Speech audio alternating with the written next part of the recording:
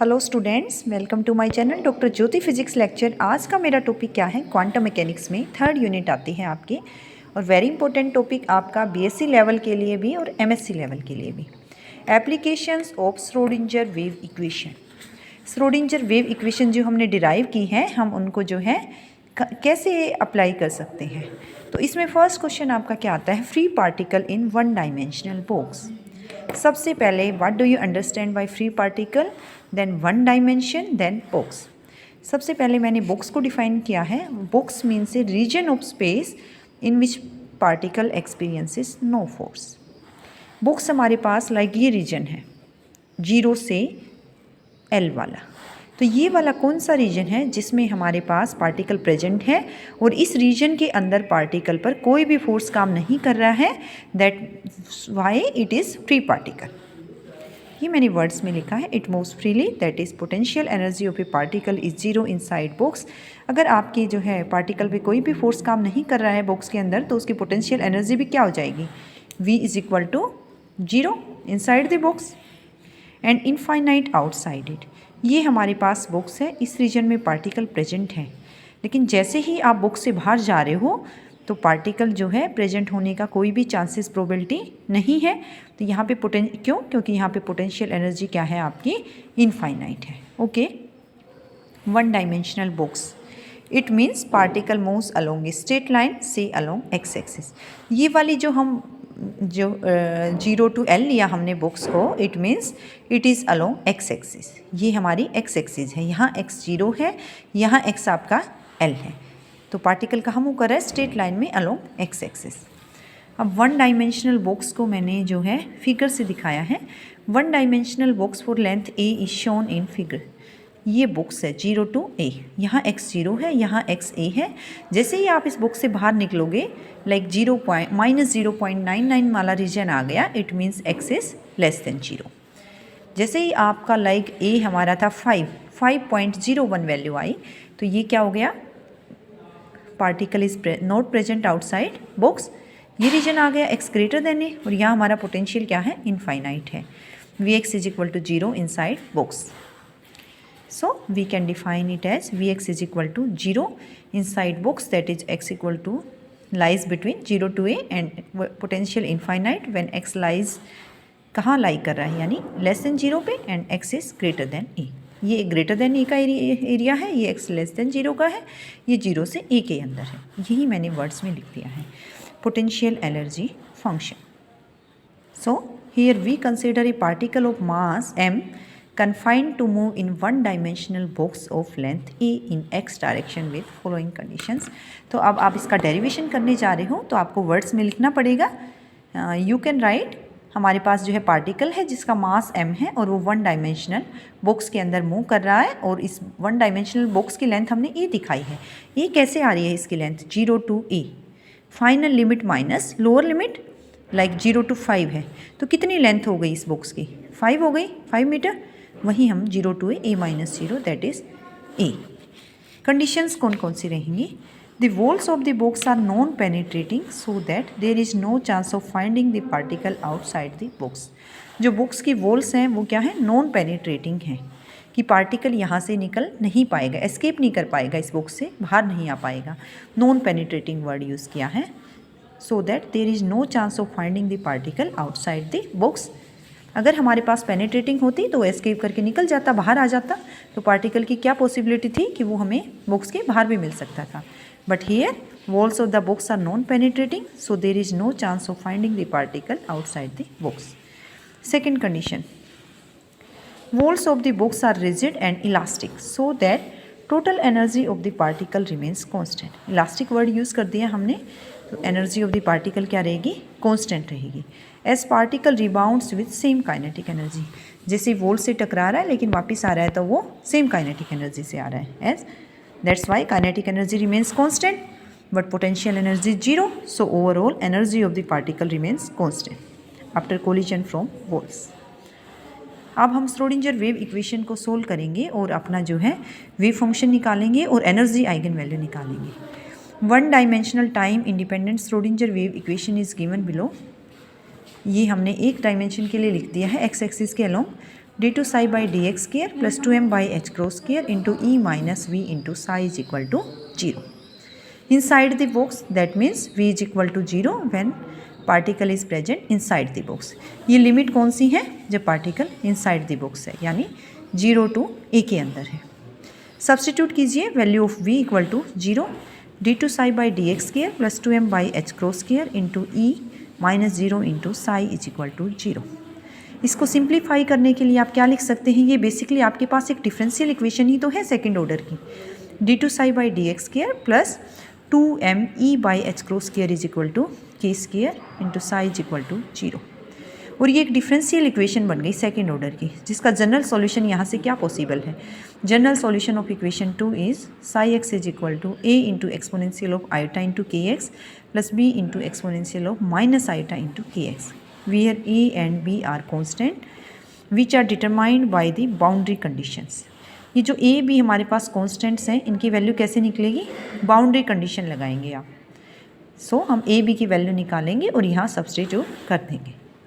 अब हमने अपनी वो लिमिट्स ली हैं x लेस देन 0 और x greater than a.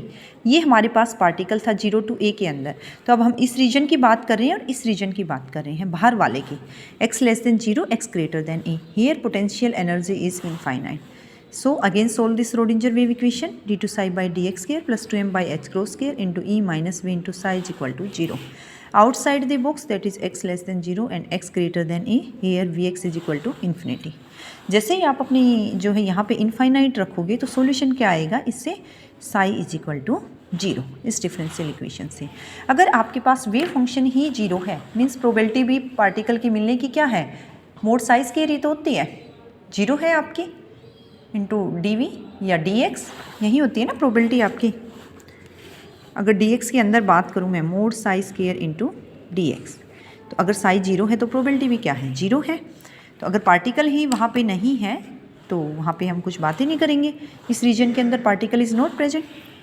Now to solve our wave function and finding out the value of boundary conditions, we are writing it as the boundary conditions on psi is that it must be continuous at the discontinuity of potential. अब हमने जब books की बात की है, यहाँ पे हमारा पोटेंशियल बात करें क्या था? v is equal to 0. लेकिन जैसे ही x 0 से इधर आ रहे हैं तो पोटेंशियल इनफाइनाइट हो रहा है. मीन्स हमारे पास क्या आ रही है? जो है पोटेंशियल के अंदर डिसकंटिन्यूटी आ रही है इस पॉइंट पे भी और इस पॉइंट पे भी. तो यहाँ पे हमारा वेव फंक्शन क्या होना चाहिए? जहाँ पे डिसकंटिन्यूटी आ रही है पोटेंशियल पे, वेव फंक्शन होना चाहिए 0. और वो डिसकंटिन्यूटी किन पॉइंट्स पे आई? x इक्वल टू 0 से स्टार्ट होके और x इक्वल टू a पर भी आ रही है. तो at x equal to 0 psi equal to 0 and at x equal to a psi equal to 0. So हमने अपना वेव फंक्शन ये आ गया था हमारा psi is equal to a into exponential of iota k x plus b into exponential of minus iota k x. यही चीज़ हमने इक्वेशन 3 रीराइट की है. तो कंडीशन लगाइए, boundary condition at x equal to 0 psi equal to 0.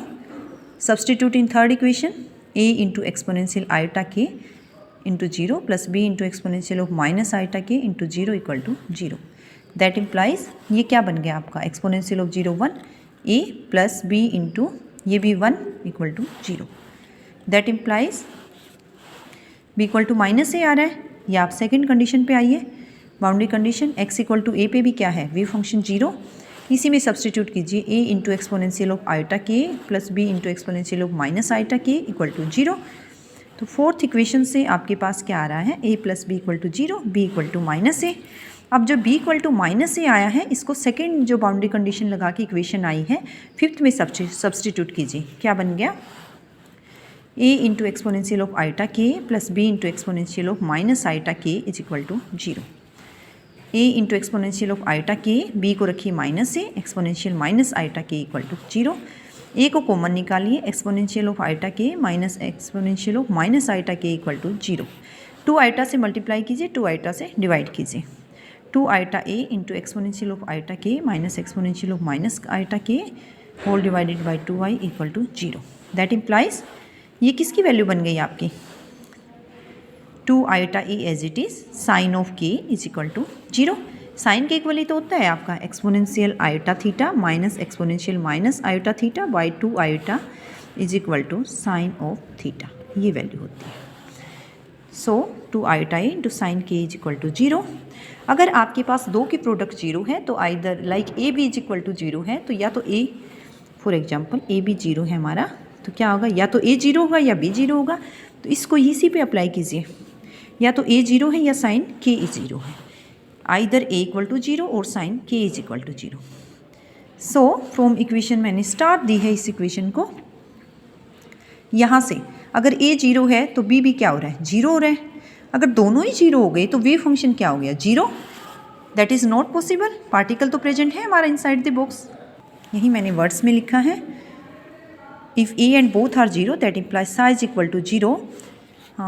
Psi wave function 0 हो गया, it becomes 0 everywhere, which means that particle is not present anywhere in the box.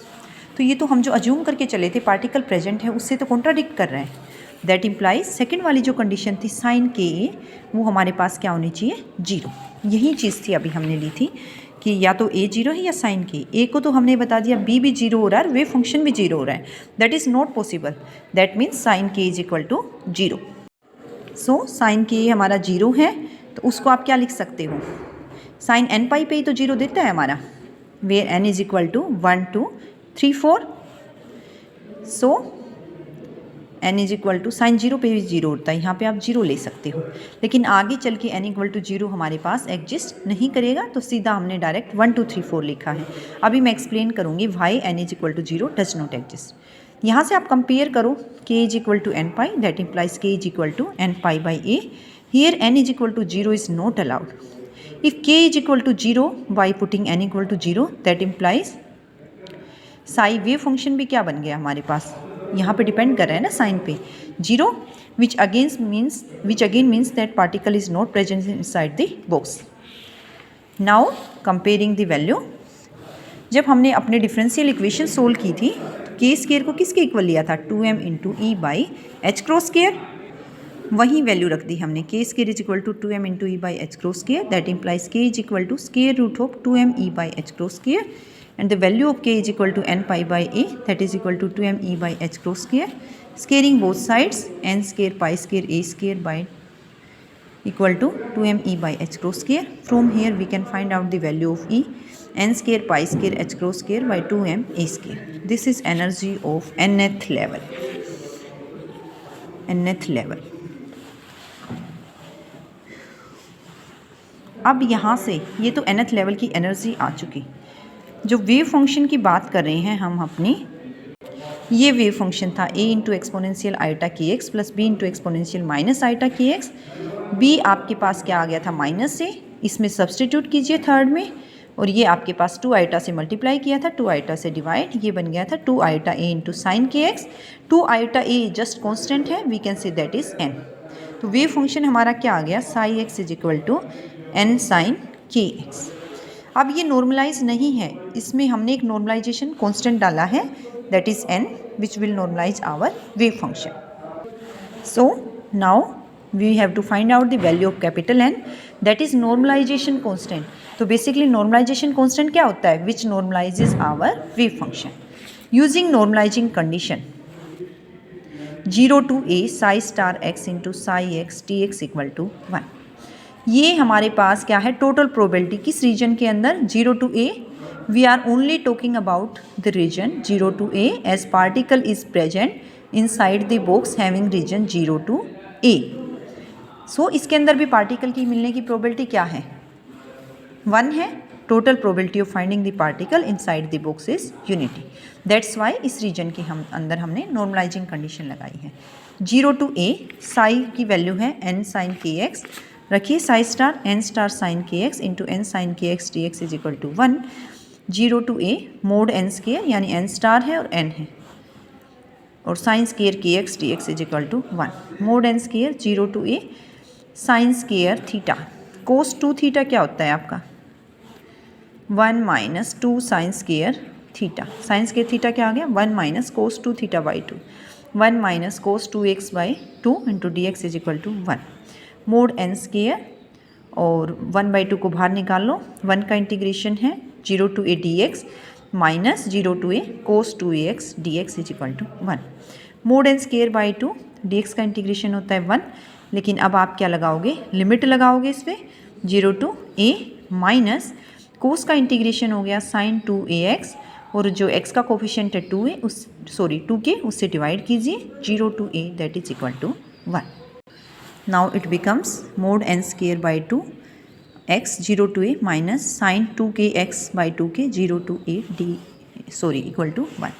mod n square by 2 यहाँ limit लगाइए, upper limit minus lower limit a minus 0 a minus 1 by 2 के अंदर क्या बन गया sin 2 के और x की लिखिए a माइनस 0 रखिए तो sin 0 equal to 1. mod n square by 2 a minus 1 by 2 k की वैल्यू क्या होती है n pi by a into sine of 2 into k की वैल्यू है n pi by a into a minus sine 0 equal to 1. Upper limit minus lower limit.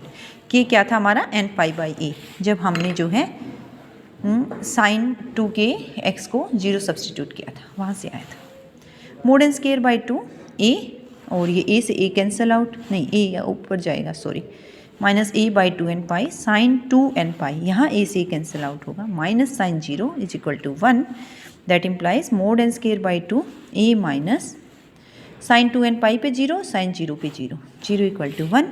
mod n square is equal to 2 by a that implies n is equal to root 2 by a. Overall wave function क्या बन गया, n से आपने multiply किया था जो इसको normalise कर रहा है और n की वैल्यू क्या मिल रही है root 2 by a sine kx. So the wave function for a particle which is present inside the box with width या length a is given by root 2 by a sin n pi x by a. a क्या है, width of box कह दो या length of box कह दो, width या length of box. इसी तरह से तो था 0 to a, ये 0 वाला पॉइंट, तो a यहीं तो आया था हमारा a. सो इस तरह से हम अपना वेव फंक्शन निकाल सकते हैं. नेक्स्ट लेक्चर में मैं एनर्जी आइगन वैल्यू डिस्कस करूँगी. Okay, thanks for hearing me. अगर आपकी कोई क्वेरीज़ हैं तो कमेंट सेक्शन में डाल सकते हैं. Okay, thank you again.